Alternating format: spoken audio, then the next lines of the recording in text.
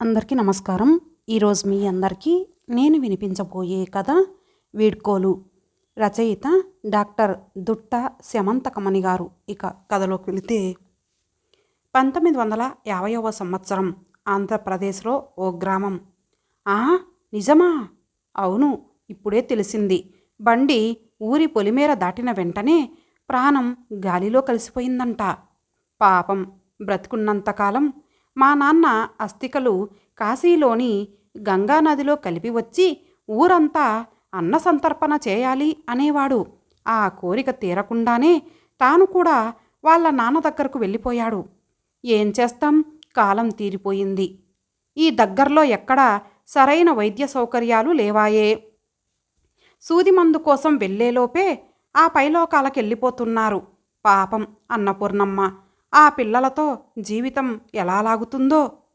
పెనిమిటి లేని లోటు ఎవరూ తీర్చలేరనుకో. పొలాలు అవి చూసుకోవటానికి బంధువులున్నారుగా. ఇక ఊరిలో ఏ సాయం కావాలన్నా మనమంతా లేమా? ఆ ఇల్లంతా ఏడుపులతో గగ్గోలుగా ఉంది. పాడె కదిలితే కానీ ఆ వాడకట్టులో ఎవరూ పొయ్యి వెలిగించరు. మనమే కాస్త తాలింపు పిండి మజ్జిగ పంపుదాం.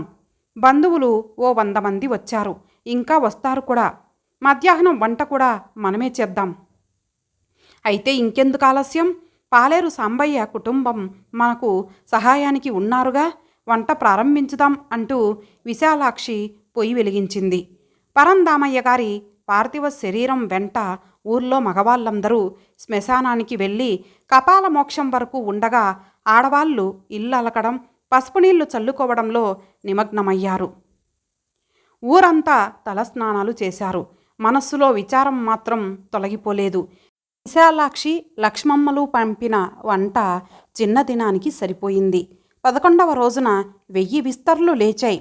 ఆ మర్నాడు వియ్యాలవారి విందు అంటూ మరో 500 విస్తర్లు.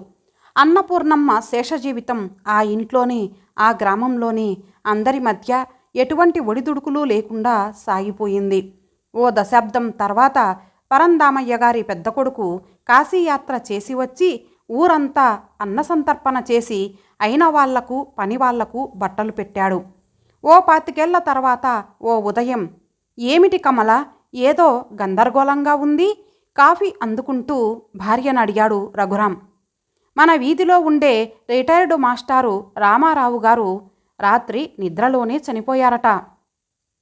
కబురు తెలిసి అయిన వాళ్ళు, తెలిసిన వాళ్ళందరూ వస్తున్నారు. మనిషి మంచితనం తన చావులోనే తెలిసిపోతుందంటారు మన పెద్దలు. ఎలాంటి అనారోగ్యం లేకుండానే ఆయన ప్రాణం హాయిగా వెళ్ళిపోయింది.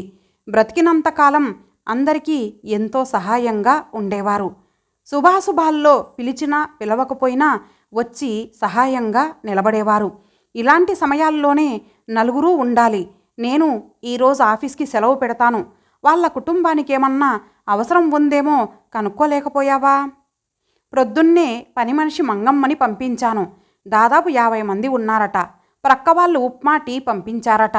ఇరుగు పొరుగు వాళ్ళం ఇంటికో రకం వంట చేసి మధ్యాహ్నం శవయాత్ర తర్వాత పంపుదామనుకుంటున్నాం. మన వంతు బంగాళదుంప కూర. మీరు బజారుకెళ్ళి కావలసినవి తీసుకురండి. సరే అయితే ఆ సంచి ఇలా ఇవ్వు అంటూ హ్యాంగర్ పైనున్న షర్టు వేసుకొని బయటకు వెళ్ళిపోయాడు రఘురాం. కమల తన భర్తకు పిల్లలకు క్యారేజీలు సర్ది సమయానికి వారిని బయటకు పంపాలన్న గృహస్థ ధర్మంతో ఆగిపోయింది. కానీ ఉదయం వార్త తెలిసిన దగ్గర నుంచి ఆమె మనస్సులో లేదు. శ్యామల గారిని పరామర్శించాలని ఆత్రపడుతుంది. మాస్టారి చాటునే ఆవిడ జీవితం ఇన్నేళ్ళు గడిచిపోయింది. ఇక నుంచి ఒంటరి జీవితం. నలుగురి పిల్లల్లో ఎవరి వద్ద ఉంటుందో, లేక సొంత ఇల్లే కదా ఇక్కడే ఉండిపోతుందో. అయినా ఆ నలుగురి బిడ్డలకు ఆ తల్లి భారమా? ఇలా రకరకాల ఆలోచనలతోనే పని ముగించింది. ఇవిగో కూరలు, పనైన వెంటనే ఇల్లు తాళం పెట్టి నువ్వు వచ్చేయి అంటూ పని పురమాయించి వెళ్ళిపోతున్న భర్త వైపు చూసి, ఉల్లిపాయలు ఒలిస్తే నేను కూడా కాస్త త్వరగా తిములుతాను కదా అని మనస్సులో అనుకుంది కమల. కానీ పైకనలేదు. ఓ గంట ఆగి ఈ కూరగిన్నె తీసుకురా అంటూ పని మనిషికి పురమాయించి రామారావు గారి ఆఖరి చూపులకు వెళ్ళింది కమల. రాత్రి నుంచి ఏడుస్తూనే ఉన్నారేమో. శ్యామలమ్మ గారి మొహం ఉబ్బి ఉంది. ఆమె ప్రక్కనే కూలబడింది కమల. కొన్ని సందర్భాలలో మనస్సు మూగబోయి మాటలు గొంతు నుండి బయటకు రావు. ప్రస్తుతం కమలది కూడా అదే స్థితి. పాడె ఎత్తారు. వాతావరణం అంతా ఏడుపులతో దద్దరిల్లిపోయింది. 11వ రోజు 300 మంది దినం భోజనం చేశారు. సాయంత్రమే వియ్యాలవారి విందు. కన్నబిడ్డలు తప్ప అందరూ వెళ్ళిపోయారు. ఆ రాత్రి కుటుంబ సభ్యుల సమావేశం. అన్నయ్య, రేపు మేము కూడా బయలుదేరుతాం. అమ్మ పరిస్థితి ఏమిటి? చిన్న చెల్లి ప్రారంభించింది సంభాషణ. 5 నెలలు ఎవరి ఇంటికి వెళ్ళకూడదు కదా, అప్పుడు ఆలోచిద్దాం. పెద్ద వదిన సమాధానం. అంతవరకు ఒక్కతే ఎలా ఉంటుంది? పెద్ద కూతురి ఆందోళన. ఏముంది, కాస్త జీతం ఎక్కువ ఇచ్చి పని మనిషిని ఇంట్లోనే ఉండమని చెబుదాం. ఎలాగూ ఆమెకు ఎవరూ లేరు కాబట్టి తన ఖర్చు అంతా మన మీద వెళ్ళిపోతుంది. జీతం మిగిలిపోతుంది. బ్యాంకు ఉద్యోగిని అయిన చిన్న కోడలు పరిష్కారం చూపించేసింది. 5వ నెల తర్వాత అందరూ ఓ 2 వారాలు సెలవు పెట్టండి. కాశీ వెళ్ళి నాన్నగారి అస్థికలు నిమజ్జనం చేసి వద్దాం. ఇల్లు అద్దెకిద్దాం. అమ్మకిష్టమైన చోట ఉంటుంది. పెద్ద కొడుకు పెద్దరికంతో చేసిన నిర్ణయం. అదే కరెక్టు. ఎలాగూ నాన్నగారి పెన్షన్ ఉంది కాబట్టి మనం ఎవ్వరం డబ్బు పంపనవసరం లేదు. ఇంటద్దె అమ్మ ఎవరి వద్ద ఉంటే ఆ కుటుంబానికి ఇద్దాం. భార్య డబ్బుల లెక్కలు తనకు అబ్బిన చిన్న కొడుకు. అలా అయితే ఒక్కొక్కరింట్లో 3 నెలలు ఉంచుకుందాం. చిన్నల్లుడి ఆలోచన. ఇది కరెక్టు. అప్పుడు అత్తయ్య గారు ఎవరికీ భారం కారు. ఆధారపడిన భావన ఆవిడకు ఉండదు. పెద్దల్లుడి పెద్ద మనస్సు. మొత్తానికి అందరూ కలిసి శ్యామలమ్మ గారి శేష జీవితాన్ని ప్లాన్ చేసేశారు. భర్త తాను గడిపిన ఆ ఇంట్లోనే ఉండిపోవాలని, పిల్లలు తన దగ్గరకు వచ్చి వెళ్తుంటే బావుండునన్న కోరిక మనస్సులో ఉన్నప్పటికీ ఆ పిల్లల నిర్ణయానికి తల ఒగ్గింది ఆ మహా ఇల్లాలు. 2 రోజుల తర్వాత అందరూ వెళ్ళిపోయారు. అప్పుడప్పుడు పలకరించే ఇరుగు పొరుగు, రేడియోతో సహచర్యం, పని మనిషితో కలిసి బజార్కి, కూరగాయలకు, బ్యాంకుకి వెళ్ళడం అలవాటయ్యింది శ్యామలమ్మ గారికి. అనుకున్న ప్రకారం 5 నెలల తర్వాత కాశీ వెళ్ళి 9 రోజులుండి చుట్టుప్రక్కల ప్రదేశాలు చూసి వచ్చారు. ఇల్లు అద్దెకు శ్యామలమ్మ గారు మొదటి వాయిదాగా పెద్ద కొడుకింటికి వెళ్ళారు. కాలగర్భంలో మరో 25 వసంతాలు గడిచిపోయిన తర్వాత వచ్చిన కార్తీక మాసంలో ఓ సోమవారం ఉదయం బస్సు వచ్చేసింది. అందరూ త్వరగా రావాలి. ఓ ఇంజనీరింగ్ స్టూడెంటు హ్యాండ్ మైక్లో అరుస్తుండగా అపార్ట్మెంటులోని కుటుంబాలు కోలాహలంగా వచ్చి బస్సు ఎక్కసాగారు. బాల్కనీలో కూర్చున్న రాతమ్మ ఆ హడావిడి గమనిస్తూ, సాయంత్రం వ్రతం కోసం ఉపవాసాలు ఉన్నవారు, అనారోగ్యంతో ఆగిపోయిన వాళ్ళు దాదాపు ఓ 20 మంది మిగిలిపోయి ఉండవచ్చు. సాయంత్రం వరకు మరలా అంతా నిశ్శబ్దమే అనుకుంటూ ఉండగా కృష్ణమూర్తి దగ్గు వినబడింది. 3 సంవత్సరాల నుంచి అతను మంచంలోనే. వయస్సులో ఉండగా పేరుకు తగ్గ మనిషే. ఎంతోమంది స్త్రీలు తమ మధ్యకు వచ్చి వెళ్ళారు. అందుకే తమ మధ్య బలమైన అనురాగ బంధం కానీ ఇలాంటి పిక్నిక్లు, షికార్లు ఏమీ లేవు. పిల్లల భవిష్యత్తుని దృష్టిలో ఉంచుకొని వైవాహిక బంధానికి విలువిస్తూ ఉండిపోయింది తప్ప ప్రేమతో కాదు. రాతమ్మను సుఖపెట్టింది కానీ ఆర్థికంగా కూడగట్టినది కానీ ఏమీ లేదు. పిత్రార్జితమైన ఇల్లు తప్ప రోగిష్టి భర్తకు సేవలు, ఇంటికి సేవ చేయలేకపోయిందామె. ఉపాధి వనరులు పెరగడం వలన ఇదివరకులా పని మనుషులు దొరకడం లేదు. అందుకే తెగించి ఇల్లమ్మేసింది. 2 కూతుర్లు ఇదే ఊరిలో ఉంటారు. వాళ్లకు కొంత సొమ్ము పంచి ఇచ్చేసి ఒక సింగిల్ బెడ్రూమ్ ఫ్లాట్ తన పేరున కొనుక్కొని అవసరాల కోసం కొంత డబ్బు బ్యాంకులో వేసింది. వాచ్మెన్ సహాయంతో దుప్పటి బట్టలు మారుస్తూ కాస్త ఎక్కువ సొమ్ము ఇచ్చి నిత్యావసరాలు తెప్పించుకుంటూ కృష్ణమూర్తికి సేవలు చేస్తూ ఆ అపార్ట్మెంట్లో అందరి మధ్య ఒంటరి జీవితం సాగిస్తూ కాలం గడుపుతోందామె. కేదారేశ్వర వ్రతానికి పక్కింటికి వెళుతున్నా అంటూ చెప్పటానికి భర్తను తట్టిందామె. చల్లబడిపోయిన కృష్ణమూర్తి శరీరం, ఆయన ప్రాణం అనంతవాయువుల్లో కలిసిపోయిన విషయం చెప్పేసింది. ఆమెకు ఏడుపు తన్నుకు రాలేదు. ఇది అని వ్యక్తీకరించలేని ఓ భావన, ఓ నిట్టూర్పు. కొంచెం సేపటికి తేరుకొని మెయిన్ డోర్ మూసేసింది. ఇక ఎవ్వరూ తమను డిస్టర్బ్ చేయరు. ఎలాగూ పోయిన ప్రాణం తిరిగి రాదు. అపార్ట్మెంటులో మిగిలిన వారికి తెలియడం వలన ఉదయం నుంచి వాళ్ళందరూ ప్లాన్ చేసుకున్న వాళ్ళ పూజా కార్యక్రమాలు పాడవచ్చు. మా ఫ్లాట్లో కాదుగా అనుకున్నా మనశ్శాంతిగా పూజల్లో పాల్గొనలేరు. అలాగే కొందరు రాత్రి ప్రశాంతంగా నిద్రపోలేకపోవచ్చు. పాపమో పుణ్యమో నాదే తప్ప ఎవరిది కాదు. కూతుర్లు కూడా వ్రతం పెట్టుకున్నారు కాబట్టి అందరికీ కాస్త లేటుగానే చెప్పాలని నిర్ణయించుకుంది. 9 గంటల తర్వాత కూతుళ్లకు ఫోన్ చేసి చెప్పింది. గత 3 సంవత్సరాలుగా ఊహిస్తున్న విషయమే కాబట్టి పెద్దగా గందరగోళం లేదు. ప్రొద్దున్నే చీకటితో వస్తామన్నారు. ఇరుగు పొరుగుకి కూడా అప్పుడే చెప్పాలని నిర్ణయించుకుంది రాధమ్మ. రేపటి నుండి ఈ తోడు కూడా ఉండదు అనుకుంటూ కుర్చీలో కృష్ణమూర్తి ప్రక్కన కూలబడింది.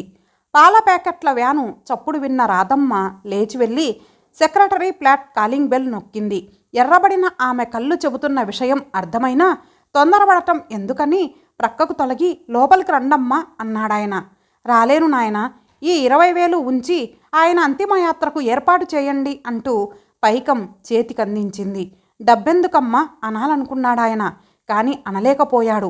కారణం అన్ని సేవలు ధరలు పెరిగిపోయాయి. మహా అయితే ఓ పూట సెలవు పెట్టి సాయం చేయగలడు తప్ప ఆర్థిక భారం వహించలేడు. మీరు వెళ్ళండమ్మా, ఏర్పాట్లు నేను చేస్తాను అంటూ రాధమ్మను సాగనంపి మొబైల్లో ఒక్కొక్కరితో తమకు కావలసిన సేవల గురించి మాట్లాడసాగాడు. కృష్ణమూర్తి కుటుంబం ఆ వెనుక షామియానా పూలదండలు వచ్చాయి. ఇంత ఉదయం హడావుడి ఏమిటా అనుకుంటున్న అపార్ట్మెంటు వాసులకు వాచ్మెన్ వచ్చి శవయాత్ర 9 గంటలకు, సాయంత్రం ఇంటికొకరికి భోజనం అని చెప్పి వెళ్ళాడు. శవం వెళ్ళే వరకు స్నానం చేయకూడదన్న నియమం పెట్టుకుంటే ట్రాఫిక్లో తేలి ఆఫీసులకు చేరేసరికి అపరాహ్నం అర్ధపూట సెలవు అని లెక్క వేసుకున్న ఇరుగు పొరుగు మర్యాద కోసం వచ్చి చూసి వెళ్ళారు. కొడుకులు లేరు కాబట్టి దగ్గర బంధువులు వెళ్ళి విద్యుత్ దహనం చేయించి వచ్చారు. సాయంత్రం క్యాటరింగ్ వాళ్ళు వచ్చి వడ్డించి వెళ్ళిపోయారు. లెక్కలు చెప్పి బిల్లులు చేతిలో పెడుతున్న సెక్రటరీతో, చాలా థ్యాంక్స్ అండి, ఇన్నాళ్ళు మా అమ్మా నాన్నలకు తోడుగా ఉన్నారు. ఈరోజు కూడా చాలా సహాయం చేశారు. ఇక ముందు కూడా మా అమ్మగారిని కాస్త పలకరిస్తూ ఉండండి, మేము వీలు చూసుకొని వస్తూ ఉంటాము అన్న పెద్ద కూతుర్ని, అక్క మాటలకు సై అంటున్న చిన్న కూతుర్ని చూసి ఆస్తులు పంచుకోగలరు కానీ అమ్మను పంచుకోగలరా అనుకున్నాడు ఆ సెక్రటరీ. ఉరుకుల పరుగుల ఉద్యోగాలు అయినా ఆ పిల్లలకే చాలని ఆ డబల్ బెడ్రూమ్ ఫ్లాట్లలో తాను ఎక్కడ ఉండగలదు? తనకు ఓ రూమ్ కేటాయించడం అంటే వాళ్ళ ఏకాంతానికి, పిల్లల చదువులకు ఇబ్బంది అని సరిపెట్టుకుంది రాధమ్మ. కానీ లోకం కోసమైనా మాట వరసకైనా మా దగ్గర ఉండమని ఆహ్వానించని కూతుళ్ళు అల్లుళ్ళ వైఖరితో మనసు చివుక్కుమంది. ఎంతైనా మాతృహృదయం కదా. అందుకే పిల్లలను సెలవులకు పంపుతూ ఉండండమ్మా, నా సహాయం అవసరమైతే ఫోన్ చేయండి అంటూ మర్నాడు వాళ్లను సాగనంపింది. ఆ వేసవి సెలవుల్లో అపార్ట్మెంటులోని ఓ కుటుంబం కాశీ వెళుతున్న విషయం తెలిసి వాళ్లతో రిజర్వేషన్ చేయించుకొని వెళ్ళి శాస్త్రోక్తంగా బ్రాహ్మణుల చేత పిండ ప్రదానం చేయించింది. కలరే లేని ఆమె జీవితంలో కలర్ టీవీ తోడై శేష జీవితం గడిచిపోయింది. దేశాల సరిహద్దులు చెరిగిపోయి భూగోళం అంతా ఒక యూనిట్గా, ఖగోళమంతా అక్కడక్కడ గ్రహాల్లో మనుషులు జీవిస్తున్న 2050వ సంవత్సరం. ఆధునిక వైద్యం పుణ్యమా అంటూ మనిషి సగటు ఆయుర్దాయం 100 సంవత్సరాలయ్యింది. మరణాల శాతం తగ్గినా జనాభా పెరుగుదల తగ్గలేదు. మాతృభాషల పరిరక్షణ తప్ప శ్రద్ధ లేకపోవడం వల్ల ఆంగ్లం తప్ప అన్ని భాషలు కూడా మాతృభాషల లిస్టులోకి చేరిపోయాయి. 100 సంవత్సరాలు దాటి 6 నెలలయ్యింది కదా, సహజం. నువ్వు కొడలు మనవడితో కలిసి రాగలరా? సారీ అమ్మా, ఖాళీ లేదు. మాధవి భారతదేశం చూడాలని అంది. అందుకే 2051లో ఓ 10 రోజులు సెలవులో వస్తాం. సిచ్యువేషన్ నువ్వు మేనేజ్ చేయగలవా? మనిషి చనిపోతే ఏమేం చేయాలో తెలుసు కదా? యా తెలుసు, నువ్వేం వర్రీ కాకు, నేను మేనేజ్ చేస్తాను. Okay mom, I love you, I am sorry, ఇక నుంచి నువ్వు ఒంటరివి. ఇట్స్ ఓకే, నువ్వు నా గురించి వర్రీ అవ్వకు, ఏదో ఓ సామాజిక కార్యక్రమంలో భాగస్వామ్యం వహిస్తాను. Bye darling. కంప్యూటర్లో చంద్రగ్రహం కనెక్షన్ డిస్కనెక్ట్ చేసి లోకల్ కనెక్షన్ ఆన్ చేసి బంధువులకు మిత్రులకు ఈమెయిల్ పంపింది. అదేవిధంగా ప్రభుత్వానికి కూడా. వెంటనే అతని సోషల్ సెక్యూరిటీ నెంబర్ ఆపివేసినట్లు, అతని సెటిల్మెంట్స్ అన్నీ లలిత ఖాతాకి బదలాయించినట్లు, మరో అరగంటలో వచ్చే అంబులెన్స్కి ఆమె భర్త శవాన్ని అందజేయమని జవాబు వచ్చిందామెకి.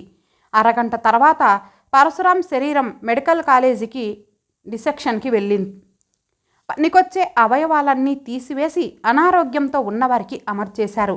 ప్లాస్టిక్ సర్జరీకి పనికొచ్చే విధంగా చర్మాన్ని రీసైక్లింగ్ యూనిట్కి పంపించేశారు. 2057లో లలితను చూడటానికి రాహుల్ కుటుంబం వచ్చింది. పరశురాం ఫోటో ముందు ఓ దీపం వెలిగించారు. ఎయిర్ కార్లో ఓ 10 రోజులు భారతదేశ యాత్ర చేశారు. అందులో కాశీ కూడా ఉంది. 10 రోజుల తర్వాత శాటిలైట్లో చంద్రమండలానికి వెళ్ళిపోతున్న తన సంతానాన్ని చూస్తూ, నేను చనిపోతే వీళ్లకు సమాచారం ఎవరు ఇస్తారు? బహుశా నెట్లోనే అన్నీ అయిపోతాయి. వీడ్కోలు ఇచ్చే సమయం కూడా రాహుల్ వాళ్లకుండదు. అప్పుడు వీళ్ళు ఈ భూమికి రావాల్సిన అవసరమే ఉండదు అనుకుంటూ society for single and lonely women సైట్లో అప్లికేషన్ పూర్తి చేసి సబ్మిట్ అని కొట్టింది.